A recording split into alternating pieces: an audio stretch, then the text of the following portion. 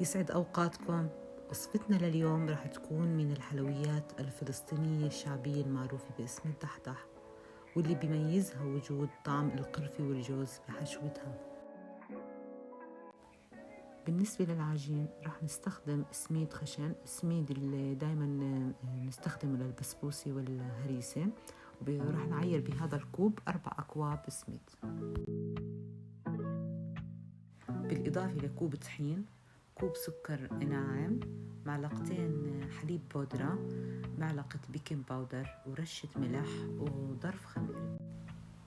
المكونات الجافة صارت جاهزة معنا، رح نخلطهم مع بعض ونضيف لهم كوب ونص سمنة درجة حرارة المطبخ. بالنسبة للسميد رح نخلطه مع السمنة حتى يصل كل السميد الدهن، وبعدين بنبلش عملية البس وهي فرك السميد بين ايدينا حتى تتفتح حبات السميد.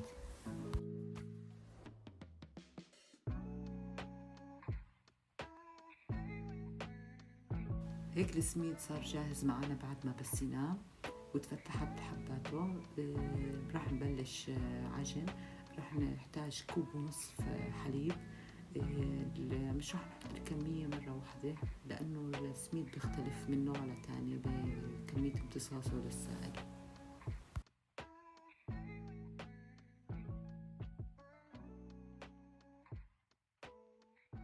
عجينتنا صارت جاهزة، وبالنسبة للحليب الكمية ما استخدمناهاش كلها.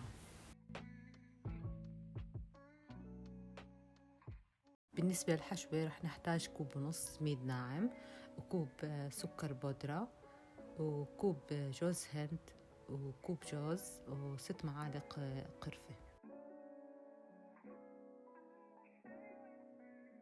رح نخلط هلا المكونات الجافة مع بعض، ونضيف باكيت قشطة، ونصف كوب قطر، ومعلقتين كبار سمنة.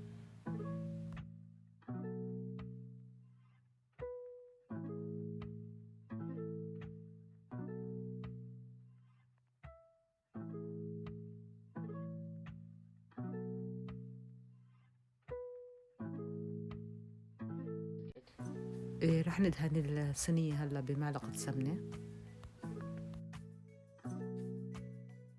بالنسبة للعجين رح نقسمها نصفين ونبلش نفرد فيها بالصينية حتى تكون على مستوى واحد.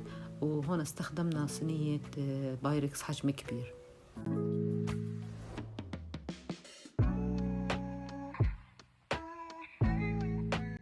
الحشوة بنفردها على وجه العجين وبنرصها كويس. بالنسبة للطبقة الأخيرة للعجين بمسك العجين بفرده بإيدي، بعدين بمده على وجه الحشوة.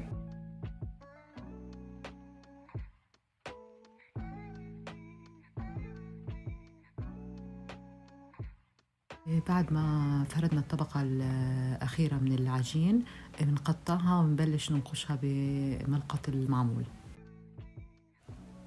هيك الصينية صارت جاهزة معنا بعد ما أنهينا نقشها بالملقط، وراح ندخلها لفرن مشغل قبل بربع ساعة على درجة حرارة 180.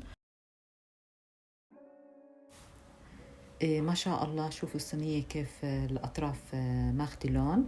هلا بدنا نعطيها وجه، نحمر وجهها بالفرن وتكون جاهزة. أخذت معنا 35 دقيقة.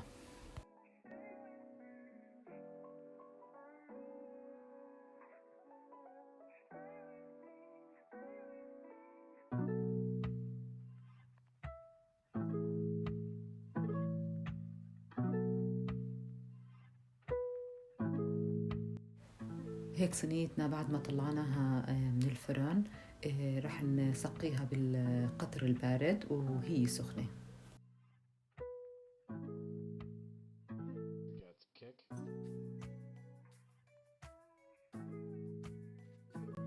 هيك وصفتنا صارت جاهزة. بتمنى تعجبكم وصفتي وتجربوها، وتعملوا اشتراك لقناتي ولايك للفيديو، ويعطيكم العافية.